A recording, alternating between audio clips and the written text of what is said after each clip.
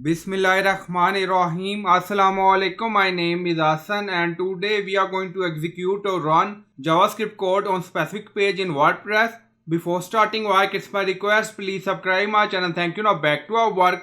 So this is our about page and we are going to execute JavaScript code on this page. Now go to dashboard. On left side you see plugin. So click on add new plugin. Then in search plugin write wpcode.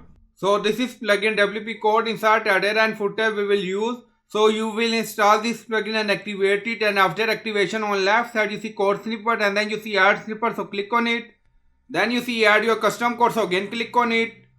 And then you see select the code type. Now select PHP snippet and then create custom snippet section open, and then you can add title. And then you see code preview. Now paste code and you will find this code in video description or in comment section.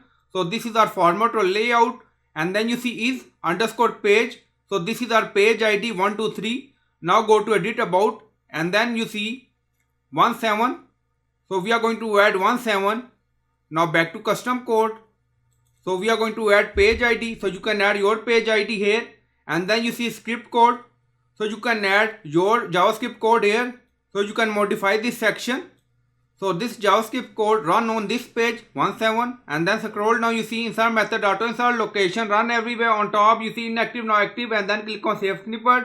Now snippet created and saved. Go to about page and refresh the page. Now open console and then in console you see this JavaScript run only on this specific page. Again refresh the page. Again you see message. Now back to code. Now you see this message print in console. Also you see console error, element with ID, output not found. So you can modify this section according to requirement. Now you see. So I hope you like this video. Please like, comment, share, subscribe. Thank you for watching.